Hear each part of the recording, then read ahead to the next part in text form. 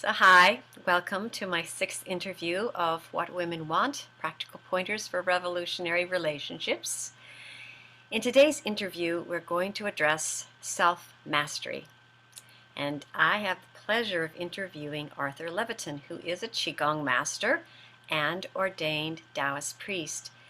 In this interview, we look at self-mastery in all three realms of the physical, mental, and spiritual world, using the concepts of yin and yang, which is a concept out of Taoist methodology. So Taoism is all about living in our true natures.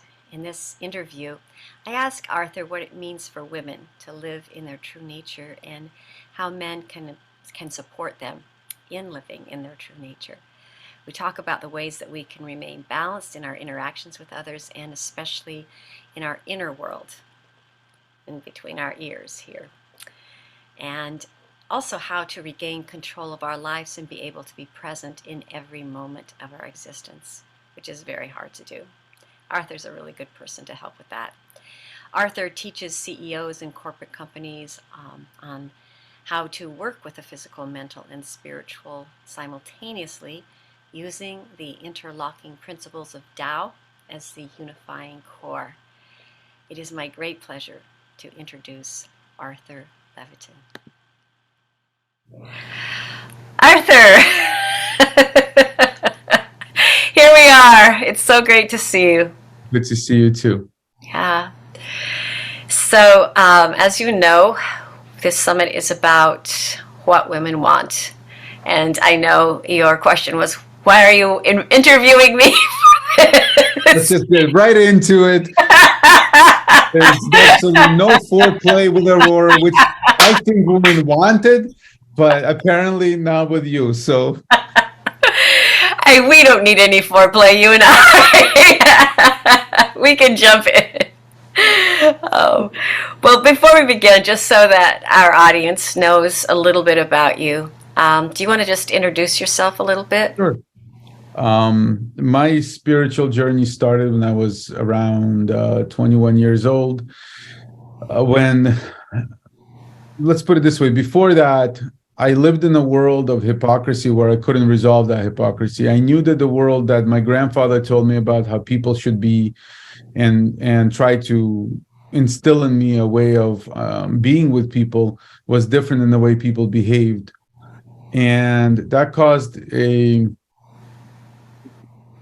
this feeling of hypocrisy that made me question and be kind of angry towards society because I could not resolve that hypocrisy. That feeling stayed with me until he ran into me, a Buddhist teacher, when I was 21 years old. And I started studying with him. I studied with him for 7 years, different modalities, different practices. But that feeling never actually left. That while I gained certain abilities and I gained mastery, I would say, over self, which culminated in my ability to fast for 22 days, while maintaining a workout schedule and a work schedule, which was pretty crazy. I don't know why I did that. But it was something that I needed to prove to myself, that there could be a mastery of self. That didn't answer the questions that I came in with. And as a result of that fast,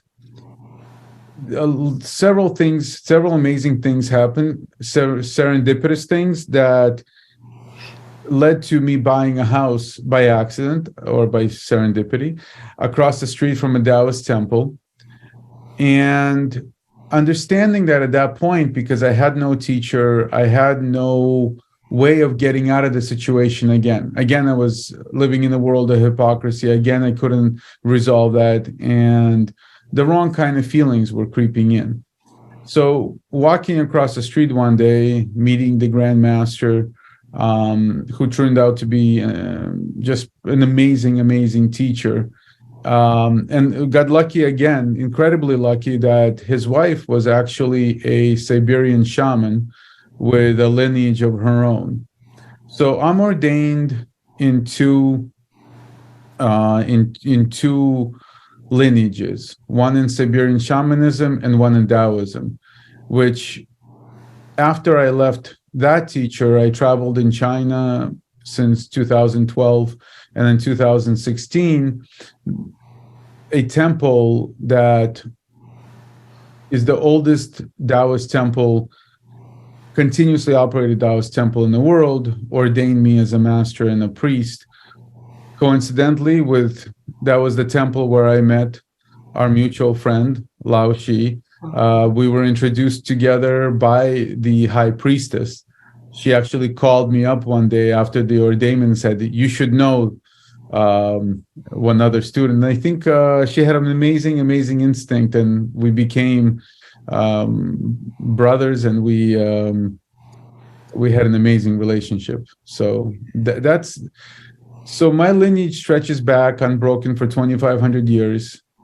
And the most important thing that Taoism brought to me was an understanding of a system, an integrated system, where it's not just parts, where you're learning something here, you're learning something there, but the foundation is created by a system because it was emulating another system, right? So Taoism is a system because it emulates the natural system. Yeah. Right? So, and the system has to include all parts of who you are: the physical, the mental, and the spiritual. Those things have to go together essentially at all times, but you emphasize one over the other depending on the practices. So when it comes to the physical, the healing practices of the physical, when you're taking energy in slowly, the yin side of that, the female energy practice, is called Qigong, which stands for energy work, essentially. And when you say the female, you're not talking about only women can do qigong. It's like you're using the yin energy. Exactly, and that's not gender. That is a way of describing the state of the energy, right? So the female is soft, and the female participates in preparation and recovery, right? And then in order to, when you want to do action, you're in a state of yang, which is the manifestation of that is kung fu. That's the easiest way of thinking about it. And that's compressing that energy that you took and exploding it. And again, that's not gender specific, right? When you need to get something accomplished, you're in a male state, you're in a yang state, and you're exploding energy. But the problem is if you don't go back and recover and accumulate energy, then all you're doing is dipping into your reserves more and more until you're exhausted to the point where you can't function. So those practices have to go together. And together they create a physical manifestation of them is twofold. It is the core, the development of the core. And more importantly, it's the development of the relationship where the breath and the core work together. So the core comes up to catch the breath as it's moving, and that creates that ability to accumulate energy. So that's very, very important. So that's the first C, the core. Then you move into the mental, which is clarity. Thoughts should be short, to the point, and lead to action. If thoughts don't lead to the correct action, they're not correct thoughts. So if your life is moving in the wrong direction, you're thinking in the wrong direction. So thoughts have to be clear, short, and lead to the right outcomes. If thoughts are spiraling out of control, if they don't stop, you're moving in the wrong direction because you're exhausting yourself without getting a result, without getting the right result. So that's clarity. Working on mental clarity, the way we frame the world, the way we understand the interaction of the whole system that we live in, both God, which is nature, and man-made society, right? Those are all systems, nevertheless, even though society doesn't come from nature, it comes from the imagination of humans. Humans come from nature. So nevertheless, it's still part of the Tao. It's still part of this world. And finally, spiritual contentment is a way of grounding ourselves in this world. It's a state of being where you're using the least amount of energy and getting the most results. And that it's not only, you may say it's calm, but it doesn't have to be, but it's a state where you know who you are and not asking for more, because this is who you are and you're content with that. Asking for more takes you out of balance and you're trying to achieve something that's not right for you. Right? It doesn't mean you can't become more. It doesn't mean you can't push on those limitations internally. You're just not trying to be somebody else. So core, clarity, contentment, those are the 3 C's that essentially is a way of distilling the system of Taoism in the Western mind. Wow, beautiful. Core, clarity, and contentment. I don't think I've ever heard it so succinctly put in such an easy way to digest very quickly. Thank you. Thank you, Arthur. So as you know, we're going to talk about what women want, and obviously I want to hear it from this perspective of yin and yang, and also from, like you're already talking about, energy and vitality. It takes a lot of energy to have a relationship, doesn't it? And to have children and to have all the rest of the things that we have. But I want to just start with the question that I've asked everyone, and I would love your response to this question. What does it mean to be a woman today in our world, in our environment? And it's just your perspective. I think it is actually the same thing as it means to be a man. And I think both genders find themselves in a position where they're not allowed, or they're encouraged by society not to follow their instincts. And boys are encouraged to be more like girls, and girls are encouraged to be more like boys. And it creates a disbalance. And it creates a disbalance not because it's let's say particularly wrong, but it's because it's encouraging you not to embrace who you are and not to embrace the instincts that you were born with. And there's nothing wrong with being, if you're a female, more masculine. There's nothing wrong with if you're a male being more feminine, but only if this is right for you. And if it's not right for you, if you were born to be very feminine, and yet you're encouraged to be more in the masculine state, you're essentially living a lie every day, because you're not living who you are. You're not embracing who you truly are. And here's the reason this is important. Number one, it takes you farther and farther away from contentment. When the attachment to this world, when the grounding piece that keeps you present in this world is not there, right? Your instincts are the greatest interface to this world. It is what you come with. It is the strongest part of you. It is the anchor. And let me just tell you a little bit about, I have a little metaphor that I use as far as grounding, because a lot of people talk about grounding and few people really truly understand what that means. To be grounded is to complete a circuit, right? Because you need a negative and a positive to create a flow of electricity. Right. It's the same thing with us.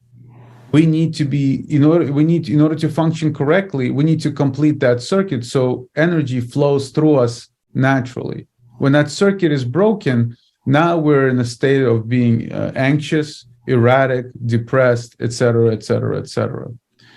But there's also a fundamental truth about this world, that in order for something to be flexible, free, incredible, there has to be another side of it, the opposite, that has an anchor. So one way of talking about it is, if you wanted to make a great kung fu punch, the other hand has to hold that space through your core. So the other hand has to hold in order for this punch to manifest correctly, in order for a hand to have flexibility and speed and power. There's also another way of thinking about it, is flying a kite. As long as you're holding that string, that kite does amazing things. It flips, it flies, it can stay there forever. It can manifest whatever it wants to. It can play with the wind, right? Let go of that string, and the wind takes it wherever it wants and crashes it. Mhm. right? It's Yeah. the same thing with us. Without grounding to this reality, to our instincts, to our bodies, our imagination becomes delusion. Our thought processes are torn away from this world and spiral out of control every which way. And we come up with ways of seeing this world and acting in it that has nothing to do with who we are and everything to do with who we're told we are or who other people says give us an example of being. So it's not acting who we are from ourselves, from this world. It's acting like somebody else, and therefore you're not living your life. You're not living what you were supposed to be, and more you become in a state of anxiety, and more things like anger and jealousy and judgment take hold. So the rule is, or the rule, it's not a rule, but it's a guideline, let's say, is if you're moving, the closer you move toward contentment, the further away you're moving from pride and ego. But if contentment is not available, Right. all you have left is pride and ego. Yeah. Mm-hmm. Yeah.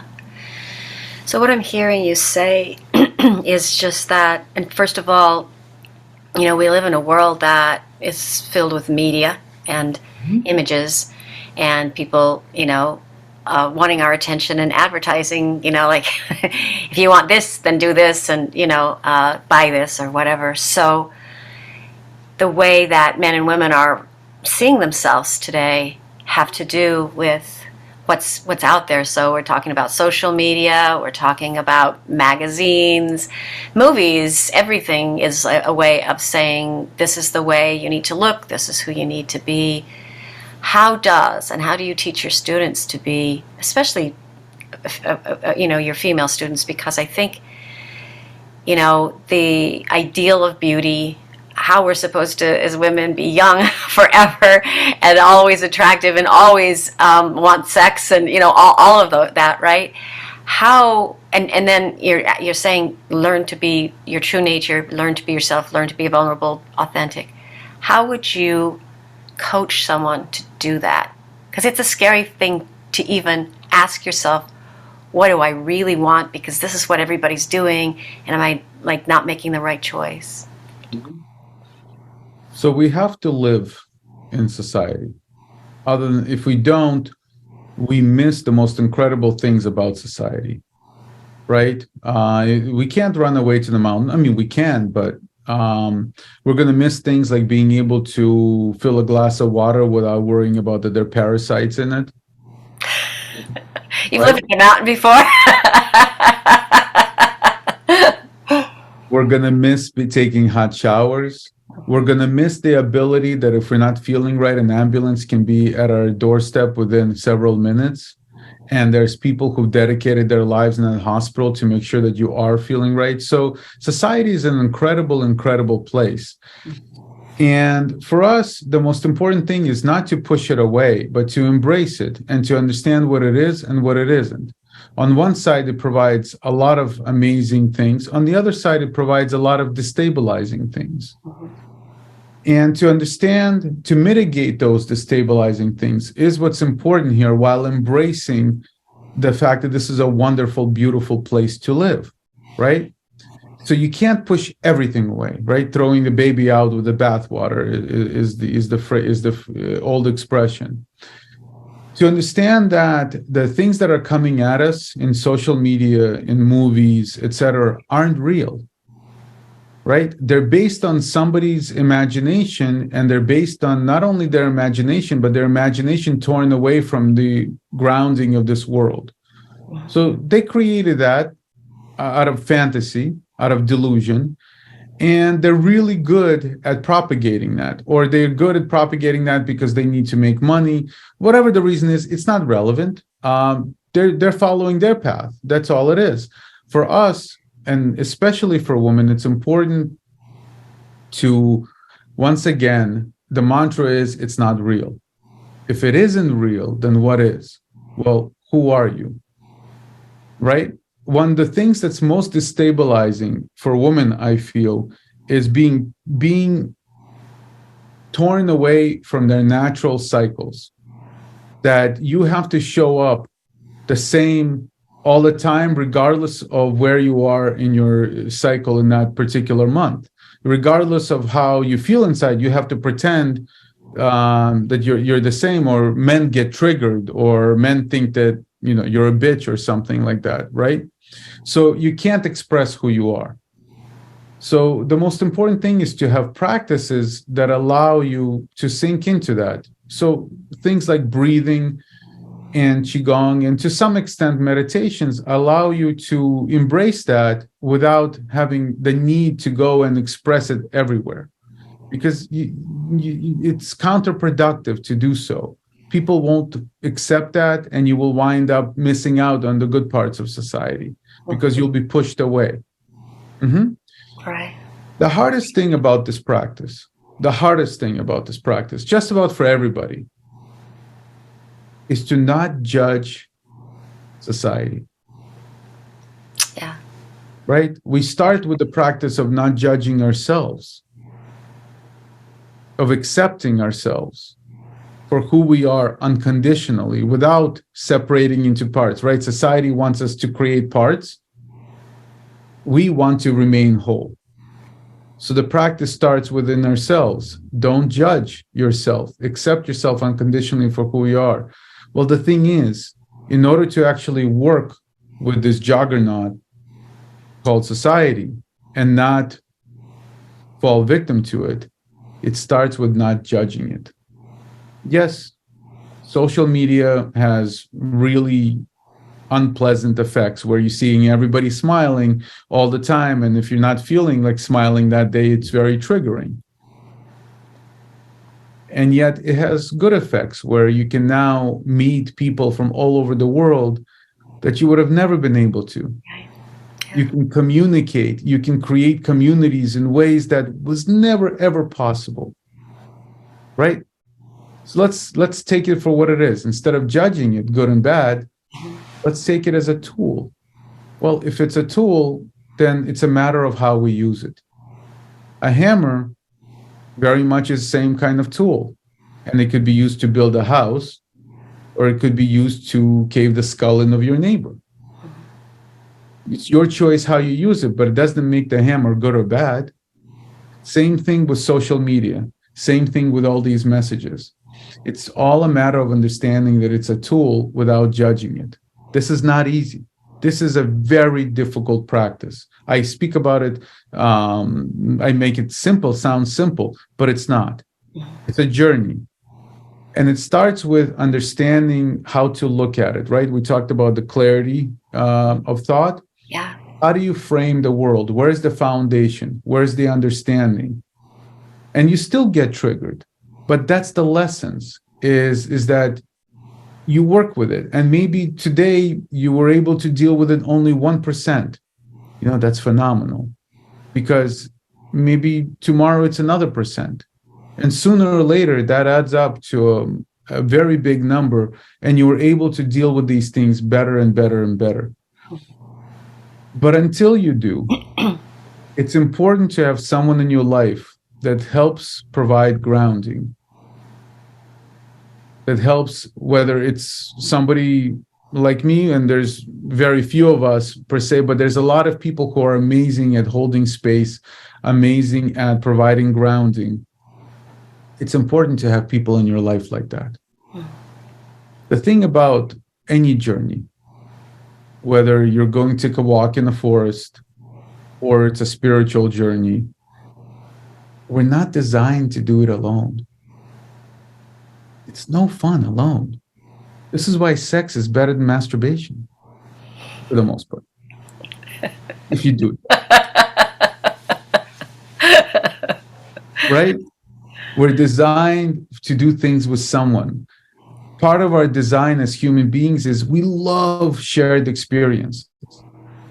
Even if those experiences aren't like the most pleasant ones, it's still a shared experience. Right? It brings us closer together. It helps us on our journey. It helps us learn and everything. So being alone is not helpful. It's very difficult to be grounded. It's very difficult to have practices. But especially in the beginning of that journey, to have someone with you, and that someone changes. As your journey evolves, who was right for you yesterday doesn't necessarily mean they're right for you today. I often am in a student's life for maybe a year and a half. And then that person has to be able to go out and do that either that practice by themselves, or they find someone else. It's important that they start feeling what that's like without that person, right? That person was important in the beginning and becomes less so later. You're So talking about not depending too much on one person or one teacher. they're right for the right time. Yeah. They're right for there's a time that they're right for. Mm-hmm. And then there's a time there isn't. Yeah. And it's not easy. Well, it's like being a parent, right? There's a time to be a parent and you're or a child, and then there's a time when it's like, if you're still staying at home and you're like 40 years old, you might want to think about your life. That's exactly right. And it doesn't mean those people are out of your lives. It just means on this part of your journey, they're no longer the right companions. Yeah. It doesn't mean that they're gone. It just means that you see them less often and you find others. Mm-hmm. And I think what happens is when we get into a state of anxiety or depression, we have a tendency of pushing people away because we're not feeling right inside. Yeah. And the worst thing about those states is that we are taught that this is our fault. Right. Yeah. And the thing is, it isn't. Let's reframe that. Yeah. Let's reframe of how do we look at that. Yeah. We can reframe it as that is a state of low energy. Ah, better. Yeah. Right? Yeah. So you've used up the energy you had, and you're now in a state of low energy. You're not going to get mad at your car for running out of gas or running out of charge. You're going to say, okay, well, I need to go and get more gas, or I need to recharge my car. It's the same thing with us. Being in those states is a warning to us that the tank is coming on empty, right? And what happens is the lower the energy, the harder it is for us to process encounters and events. Yeah. So the analogy I like to use is when we're little, when we're tiny little babies or small children, and we get an infection or we become sick, we spike our temperature like crazy. We explode, the fever goes through the roof, and 24 hours later, it's like nothing happened, right? So we kill the invader, we deal with it, and that's it. As we get older, because we don't take care of ourselves, we wind up being in a low-grade fever all the time because we can't spike the fever enough to kill the invader, but we can't afford to have the invader there. So we're always in a war of attrition. We're running a low-grade fever constantly, right? Same thing. When we have enough energy, when we've compressed that spring through our practices, which is very, very important. Practices are very important. They keep us grounded and they recharge our batteries. When we compress our spring, boom, we have an unpleasant encounter. We have a bad date. Somebody tells us we don't look right, or we get triggered by something. Well, if you have enough energy, boom, you explode, you process that, and it's over. It's gone. You forget about it, right? And it's no longer part of your life. This happened. Here's the lesson. Stay away from, a man who wears Nikes or whatever it is.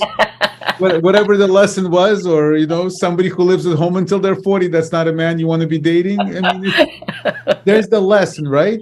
And there's nothing else to it. Then there shouldn't be anything else to it. Yeah. But when we don't have enough energy, we can't process that quickly enough. So we wind up processing that over many, many weeks and months and possibly years, where we're constantly turning that through our head, we're constantly referring back to it, where we can't get to the right conclusions and let go of it. Not your fault.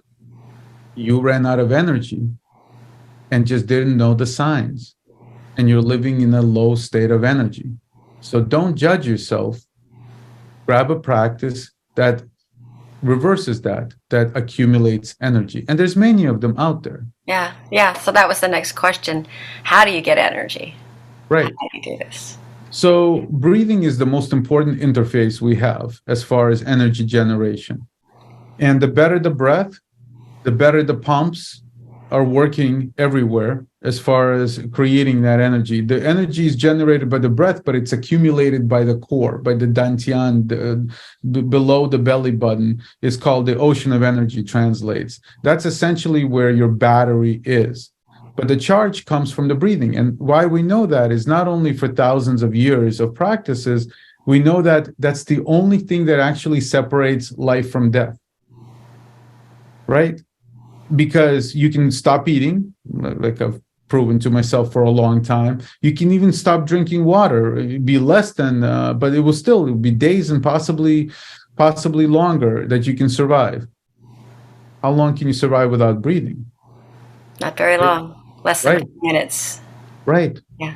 So that's a fundamental separation, and that gives us a clue. Again, grounding in this natural world, that gives us a clue where the beginning of all this journey is. And the beginning of the journey is in the breath, because we know what happens when we get into a state of anxiety, fear. We paralyze our breathing.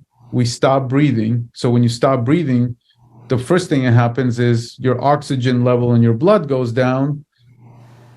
What happens to your brain, right? Doesn't have enough nutrients to think. That's it. So no, you're no longer thinking properly. Again, not your fault. Again, I'm going to come back to this, and I want to try to reframe this. Just because you stop breathing doesn't mean this is your fault. This means that it's a natural instinct that's kicking in that's no longer useful in our modern world.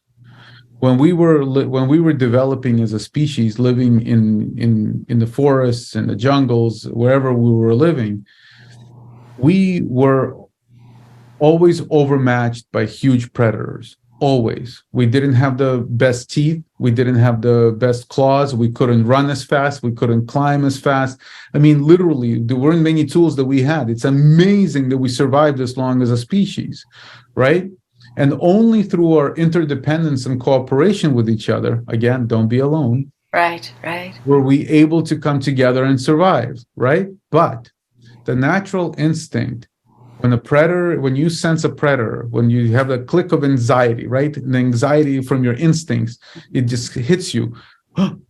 Something's watching me. Or I can feel something that I can sense something. Mm-hmm.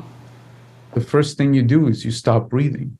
And you stop breathing because you want to deny that predator the ability to smell or hear you. So you can hide. So that's a natural instinct, right? But what happens in our world where crisis is constant, where stress is constant, where everything that we do, from sitting in traffic to getting a bad phone call to dealing with a relationship to going on a bad date or a series of bad dates and everything, right? Et cetera, et cetera, et cetera. That instinct kicks in because it can't tell the difference between a tiger in the woods and, a horrible Honda driver. Because it all feels dangerous or it feels attacking. Exactly. So what happens is we practice stopping breathing. The world that we live in, the practice that we have without knowing it is to stop breathing all the time. We hold our breaths all the time. So we have to counteract that. We recognize it for what it is, and we don't blame it. It's a natural instinct that is perverted in this world. Again, we don't judge it. It just is what it is. Now you start with a practice, and in the morning, I teach a tiny little practice, 7 minutes, where you do breaths on several different levels of your body, and every time you bring the breath lower and lower and lower, and you're trying to train the mechanism that to keep breathing, even though it seems like danger, you want to keep breathing anyway because it's not relevant. It's not the same kind of danger, right? A danger of a bad phone call is not the same as a tiger in the woods. Yeah. It just isn't, but we take it as such. We say, okay, it's the same thing. We equate it as the same thing. And therefore we suffer from it, and it isn't. We shouldn't. Do you think that the reason, like, because I feel like in our society we are a little more like we just get triggered by everything. There's micro triggers. There's micro, like all kinds of. It's like we've got down to the science of a tiny little micro thing. You looked at me that way, or whatever, and become too sensitive. We've become very, very sensitive. Yeah, so we've become sensitive. So it's almost, and in a certain way, there's almost certain pride of like, well, you triggered me, and I now am the victim here, and you were a perpetrator, and we take on those roles. So, even being aware that, it's like kind of a game that we're playing. So how can we like become more conscious? Because when you first said like breathing, I just thought to myself, like, you're like, oh, come on, man. Breathing, is that all you got for me? In terms of vitality? Because it sounds like I'm breathing, everybody's breathing, there's air, but what you said was very profound, and the way that you explained it is very profound. And how can we get beyond this point of that unconscious trigger, or that unconscious almost entitlement to be triggered or be stressed, like even listening to the news, and someone says something and suddenly I'm entitled to feel bad about it, or angry about it, or something like that. How do we disentangle? It goes back to practices. You are what you practice. So society will give you practices. Either you will give yourself practices that work for you, or society will give you practices that work for society. So taking your natural instinct towards sensitivity and taking away the stopping point, in other words, dialing the dial up to insanity, is just taking that same natural instinct and bringing it to a place that it shouldn't be. But that's the practice that society encourages you to have. So you will either practice getting triggered and being overly sensitive, or you will practice being grounded. It's up to you. One will take away your energy, being overusing your system, overusing your sensitivity, overusing your instincts, getting triggered, overusing your emotions for no reason whatsoever. You didn't gain anything by it. You've just lost energy, right? You either have the practice of losing energy, or you have the practice of gaining energy. It's one or the other, and it's up to you. But either you set the practices, or society will set them for you. And unfortunately, it's just that simple. You are what you practice. If you don't pay attention, if you're not grounded, you will practice what society wants you to practice. Again, society is neither good or bad. It has its own goals and its own mechanisms, but most of the time, they are not right for you as individuals. Yeah. So we need to have practices that are right for us as individuals, so that we can enjoy society and not fall victim to its messaging of practices. Yeah. And I can hear people sort of even just waking up to like, oh, I actually have a choice. Yes. Because some people are like completely unaware that they would even have a choice, that what you just said about society, you can set your own balance, you can set your own grounding. And that is the journey inward. And that is the journey inward. And number one is the breath. It starts from the breath. The breath creates the frame that everything else can fall onto it. Because when you notice, when your breath goes down lower and lower, your mind slows down, calms down. Well, that's great, because that means that heat has left it. When you overthink, you create too much heat. That heat tears you apart, right? We all talk about anti-inflammatory diet. Well, this is anti-inflammatory thinking. I love it. That's great. Right? Yes. Yeah, and we have there's such a thing as an information diet, because we have way too much information, and yeah, the head gets so heated, right? So much, yeah. And function well. So there we go. Once again, how do we deal with that? Grounding. By having the right breathing, it grounds us, takes the heat out from here, grounds us, and now suddenly we have the ability to create thoughts that are more in line with who we are, rather than being torn apart by the heat and torn apart by the wrong messages. Yeah. Mm-hmm.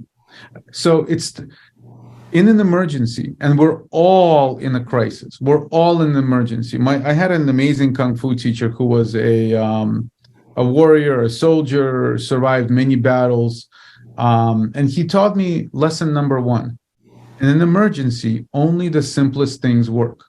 And our society has a great way of telling us that. We just never listen.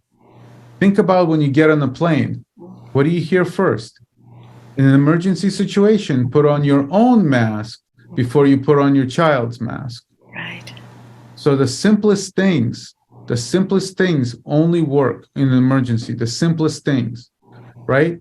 So we need to start with the simplest things. We need to start with what keeps us alive and grounded to this world, which is breath, because your soul doesn't need to breathe, right? When you're dead, you don't need to breathe. Right. That's no longer part of the physical, of this particular existence. You're something else, but that's a different conversation. But we need to start with what starts in this world, and we start with a breath. Our life starts with a breath. When we're born, what are we looking for first? Breath. Yeah. Right? So we need to go back to the beginning, and then we can use that as a foundation for other practices. But if that foundation isn't there, that's why I talk about core as the number one practice rather than meditation or contentment as the number one. Yeah. You want to start the pyramid. So, especially for your female audience, what happens on a natural instinct when the female senses danger, or she's living in an environment that does not allow her to relax, is that her natural state is then to be in a state where she does not allow for procreation. She does not, in other words, her instinct is not to have a child. Well, what happens with that is on a physical level, the pelvic region becomes very, very tense. It becomes, instead of being relaxed and in a state of, I want procreation to happen, it becomes tense. And that tension builds up to a point where you can't even tell the difference anymore. So to be able to breathe and to be able to get the breath down so low as to relax the pelvis internally and externally is an incredible practice for women. Because that brings you back to being a female, but it also brings you back to a state of a more content, of softer. And that allows you to start functioning from the right place, rather from the place of tension, from the place of danger, from the place of, I can't allow things to manifest, right? So having a child or being part of that process is female, right? Or creativity. A creativity, right? Or manifestation of anything like that. Yeah. So in other words, it's through softness that we create, that we manifest. It's not through tension and harshness. Right. So if our foundation, if our pelvis is in the wrong state, up here is going to be in the wrong state. Yes. The foundation starts on the bottom, not on the top. Yeah. Well, let me ask you, because there are women and men that have had trauma, sexual trauma. And so once there is some sexual trauma, whatever that could be, and it's not all necessarily physical, because it can also be, mental and, all kinds of different sorts of abuse. How? So then one of the things that does happen is that we do stop, like, breathing from, the heart below. And then, so how do we find the courage or whatever to go down there if we're afraid to go down there because we're afraid what's there? What do you say to your students for that? By not rushing. Okay. Things don't need to resolve in 2 seconds. This is a journey. The destination is the same for all of us. It's a hard stop, right? We all die.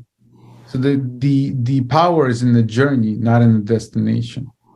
So by not rushing, by not trying to resolve instantly everything, by not trying to get over, by slowly lowering the breath, or slowly doing other practices. And there's certainly amazing practitioners out there. This is, per se, this was a specialty of our mutual friend.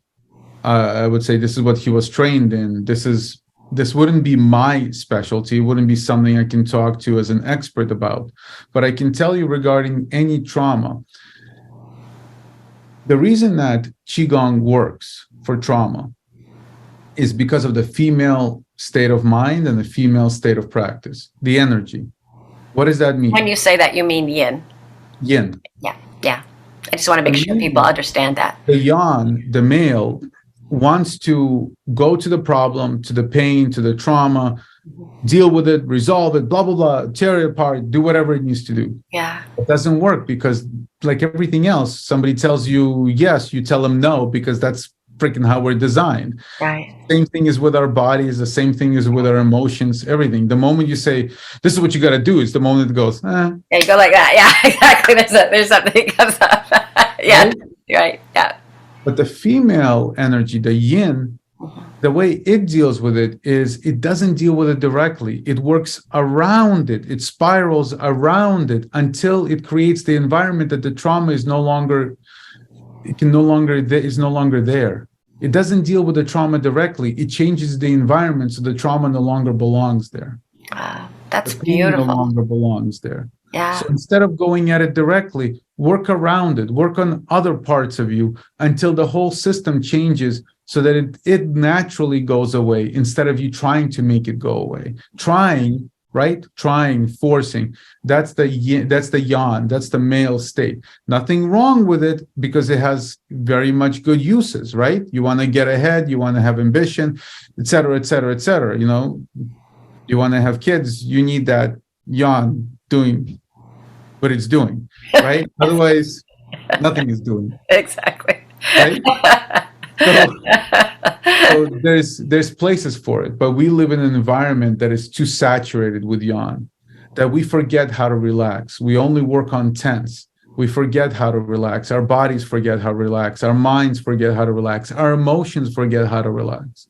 Retraining those instead of working on the trauma, retraining the system to remember relax is a way of encouraging that trauma to simply disappear. It no longer belongs there because you're no longer holding on to it. When we relax, we let go of those things. Right? Yeah, and you just remind me how the body itself, because so much of things are held in the body, right? Given the right environment, the body just knows how to heal itself, right? Exactly. Yeah. Exactly. So we work with the natural systems rather than trying to force them. We help them, right? All these things we talk about, they're not easy. And I'd like to go back to that. Yeah. And they don't happen in a minute. And this is the problem, is the world we live in, again, being very yan-centric, all the messaging is instant. Give me the pill. Give me the pill. Right. And there's nothing wrong with the pill as long as it's used for an emergency to help you get over a certain thing so that you can do some other things, right? But if all you have is that pill, then you're dependent on that pill and you never learn how to do it for yourself. Yeah. If you don't lift the weights, who's going to become strong? So going back to a practice of softness, of relax, of retraining the system, because children, if you look at children, they're naturally, right? I mean, look at puppies. They run around, boom, they're asleep in seconds. I mean, my first puppy fell asleep in his water bowl. Half his face was in the water and everything. He was sleeping there because that was it. He's so relaxed. It was natural. That was the way it's supposed to be. That's why you can run around like crazy, because you can fall asleep instantly. Yeah. We lose that ability because we're always focusing on one side of the equation. To get back to a practice which helps you focus on the other side, counteracts the messaging of this world, counteracts some of the things that take you off balance in this world, naturally, not by trying, not by saying, social media is bad. It's not. It's neither good or bad. It's just a tool. It's just your framework is wrong, the way you see it and the way you experience it. But it can't be right until you bring both sides of the equation into balance. In other words, if it's too much yan, which there is from the outside, the internal has to counteract that by yin. Yeah. Right? It's the same thing as when you get into a relationship or any kind of relationship, regardless of it's teacher student or partners, whatever, in whatever combination, you're trying to balance each other, right? I have too much yang, then I'm looking for a partner that has more yin so that we can exchange, we can balance, we can create a rotation between us and everything. We can create a flow. Together we create a flow greater than ourselves. Right. Yeah. Right? Which is, once again, it goes back to, why is it better with someone else than by yourself? Yeah. Because together we can create that flow until that no longer works and you move on. Once that stops working, once you've got enough from each other or that no longer works, then you move on. And that's natural. You don't have to hang on to that. That's once again trying, grasping, once again, yang coming into play. Things have a natural cycle, whether it's a 30-day cycle or a life cycle or a seasonal cycle or a cardiovascular cycle or a breathing cycle. This whole world is in cycles, right? Same thing with the relationships, same thing with teachers, same thing with practices. Practices that I did 20 years ago are no longer the practices that I do now. Were they wrong? No, they just were right for that time. And they're no longer right. Yeah. Right? Practice even taking probiotics. There has to be a cycle. You can't take the same thing all the time. Take it in cycles and everything. Same thing. Cycles is what makes this world. Yeah. Well, and cycles are a very feminine yin thing. The male is linear and the female is secular. Yeah. Exactly. One of the things you said about connection, I just want to bring this forward because we haven't talked about addiction in our talk yet today, but one of the things that they say about addiction is the inability to connect. Mm-hmm. And so what are you connecting with? You're connecting with whatever substance that, and that becomes your lover or your connection. And so when you're talking about this healthy kind of connection, not doing it alone, having a teacher, having a partner, talk a little bit about, like sort of, I look at it this way, like looking for God in all the wrong places, right? Is that a song? No, but it's actually like I feel like my life story. But the idea is it's your journey. It's not. It is my journey. It's my total journey. But what I want to ask about it, in terms of like getting back to this idea of vitality, and so when you're talking about vitality, you're talking about your own core, your own center, your own breath. How can you create vitality with someone else? Like that, this is a little bit of what you're talking about. This cycle is how, and it might be like a teacher. It might be, going somewhere and finding, getting vitality. That's what I do with a lot of my clients, right? They're low. We build them up, right? But how can you do that with two people, like in a relationship or whatever? Because when you said like, well, I'm triggered, that means if your vitality is low, it's low. How do you get it back up? How do you do that? Because can you do that? And is there a way to like magically create some more energy so that something else happens? Nothing is free in this world. Okay. Nothing is free in this world. It takes work. First and foremost, as I said, the journey starts with you. Your 0.0000, whatever that is on that graph and everything starts with you.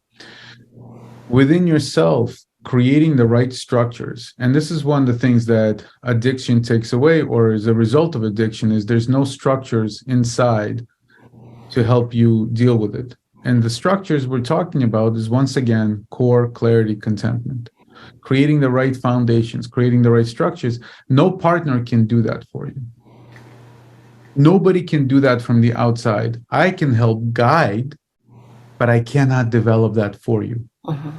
I can help steer you in the right direction. I can tell you my journey. I can tell you how it feels inside of me. But how it feels inside of you, I cannot tell you. That is something you have to discover for yourself. And when you work on yourself and you create more stability, more structures, the right foundations, then the people you will attract in your life are the same kind of people.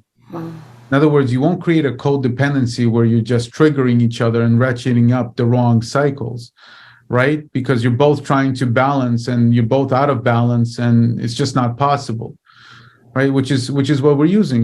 You use substances when you can no longer relax. Right. We use it from the outside because internally our systems have forgotten how to do that. So we use outside, but that's something doing it for you. That's not you learning to do it for yourself.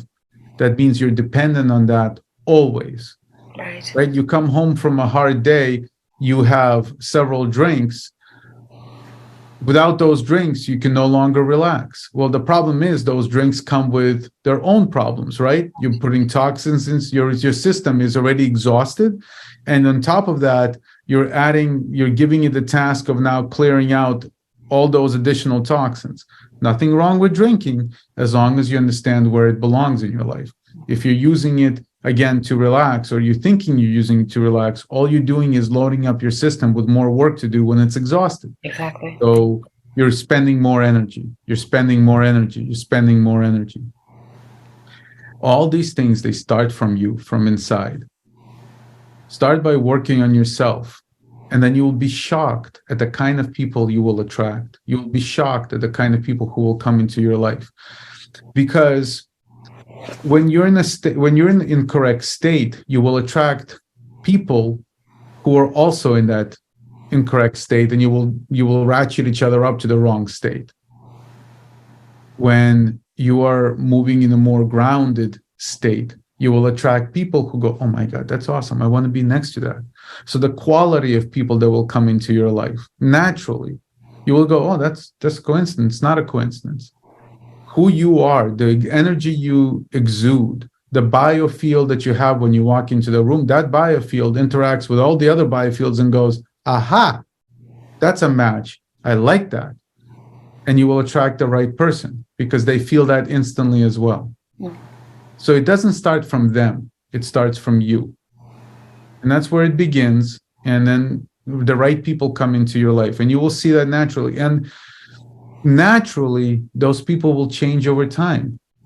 As you change, those people change. People come into your life and they leave, and it's sad sometimes when they leave, but it's the right thing for both people in that. It's the right time to go, because now that journey continues somewhere else. Mm-hmm. Yeah. So you're making a very good argument about learning how to breathe. Which is what Qi means, right? Qigong. Like, let's just talk about what you do teach is Qigong. One of the things you teach is Qigong. Mm-hmm. Tell us what Qigong is, and why is that going to help me find the right person? Wow, that's not a loaded question at all. No. Nothing difficult about that. Well, it may or may not. Let's start with that. Let's well, what you just said is like, if I get centered, if my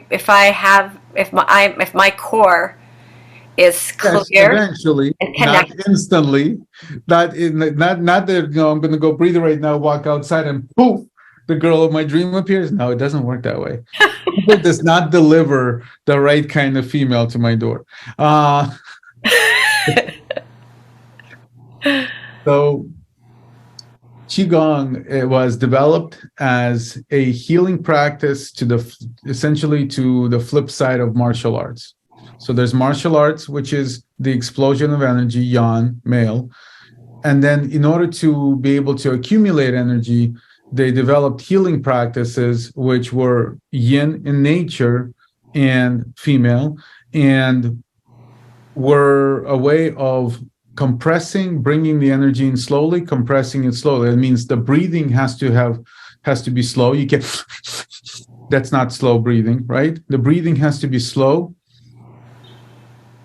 all the way to the bottom, where the core then comes up to catch that breath. In other words, in order for that breath to sink all the way into the bottom, the core has to catch it. Why? Because in order for it to go through your chest correctly, the chest has to be relaxed. If the chest is not relaxed, if you're like this, that's a manifestation of pride and ego, but it's also a manifestation that this is all where I'm breathing. Like that, right?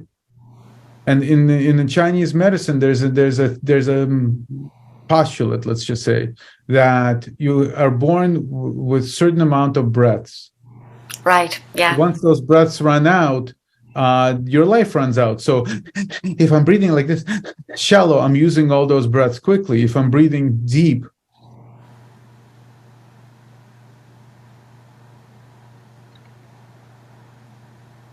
then obviously I have much longer to be on this planet. I mean, that's theory. Let's not take that for gospel. So it starts there. It starts with developing a way that the core engages to catch the breath. And then you can create movement. You can create movements that help that flow of energy. So Qigong essentially is creating a flow of energy through your system that moves between heaven and earth and completing that circuit, right? Between ground and between negative and positive. And it counteracts our daily life problems. What are daily life problems? We sit too much, have bad phone calls, create, and that all those things, whether we're eating poorly, thinking poorly, whatever it is, creates stagnation. Stagnation is when your energy does not flow or doesn't flow properly. When water stagnates, it creates a swamp. When a swamp is created, diseases flourish. Right? So we want water that's flowing. We want energy that's flowing, right? We trust water that's flowing from a mountain because it's constantly flowing and everything bad in it is going away. Same thing. But we don't trust water that's just a pool of water somewhere because mosquitoes are living in it, parasites are living in it. Why? Because it's stagnated. It has no place to flow. Yeah. Same thing with Qigong. Qigong is a way of counteracting that stagnation that you receive from the modern world so that it creates the opposite. It creates flow. So once again, you use less energy to function in the world. You're more grounded. In other words, you work less and achieve more. Yes. Mm-hmm. Yeah. But you need practices. You're either practicing the wrong thing, right? Or you're practicing the right thing. Well, it's that idea that we have in Taoism about Wu Wei. It's like doing, non-doing. How's that possible? But what you're saying is like you lose a lot of vitality by a lot of the crap that you're thinking, by a lot of the upsetness that you have, if you just did the one action without all that. And Wu Wei also culturally translates as not interference. Yes. Yes. You're either interfering with yourself and others, or you're not interfering with yourself, the flow, right? Yeah. And that also, by the way, that goes for every flow, including the stream of or the flow of consciousness. Yeah. Either it's a right flow and you're not interfering with it, or you're on TikTok and TikTok is pulling it in every which way direction. So you're no longer even in your flow of consciousness. Right. Right. Yeah. It's being pulled by something. Yeah. Again, it's just a tool. Yeah. We have to remember how we use it and how we don't use it. Yeah. Mm-hmm. Yeah. That's beautiful. Well, I think this is about our time, and it's been awesome. I wish I had more hours, and you're making me really just come and want to take a class with you because it's perfect. I'm going to. But I have one last question to ask you, and this is sort of the last question that I've been asking my guests. And I don't know, this may come out of the blue for you a little bit, but if you could give one piece of advice to men on how to approach and be with a woman, what would it be?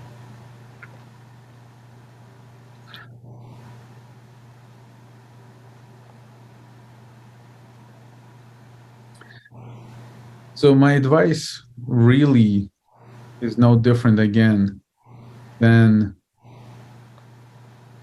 what we talked about throughout this hour.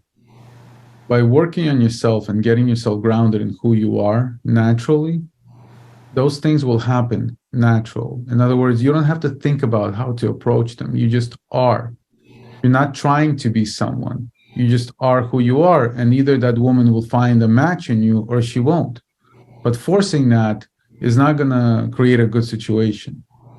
Allow that to happen as it's happening. In other words, you went up and asked somebody out and they said, no, well, that's phenomenal. They just gave you an amazing gift because they realized this wasn't going to work. Don't be upset about that. Take it as a gift that you no longer have to waste your time on that. So don't be upset at the woman for saying no. Actually, be glad that she's not wasting your time, right? Because she realized that this was not the right situation, no matter what you thought about it, right? So less trying and more just being yourself. And don't judge yourself, right? Because when we judge yourself, now we're trying to be someone else, or we're trying to pretend to be someone else. Don't pretend, just be who you are. And things will go the right way. Eventually, when you find the right situation. Not all situations are right, right? So don't get triggered by those situations. Say this is just the wrong place or the wrong person. Great. Let's go find the right one. Again, it sounds simple and it sounds like I'm talking about the same thing all the time because I am. Because it all starts from inside of who you are rather than who you're trying to be or trying to pretend to be. It goes the same advice for men and women. Yeah, I was going to say the same thing. No. Women could use that advice. Is that easy? No, it's not. And certainly we have to make adjustments. In other words, if everybody's wearing a certain type of clothes, well, you don't have to go out of your way to wear something different. Adjust to that. Go with the flow of that rather than trying to be something different. Be different by being grounded inside, and I guarantee you, people will notice. Be the only person who's grounded in that room, and it doesn't matter what you wear. You will the right person will find you because you will be the most attractive person in that room. Wow, that is awesome advice. With that, we are going to end because I don't know if we're getting better than that today. Thank you, Arthur. This was amazing. Thank you so much. It's a pleasure. It's an honor to talk to you and be your friend. And, you know, I wanted to say that it was Lau who introduced me to you. So we do have a lineage, you and I, through that. And I am very, very grateful for it. Thank you. All right, my dear friend, be well.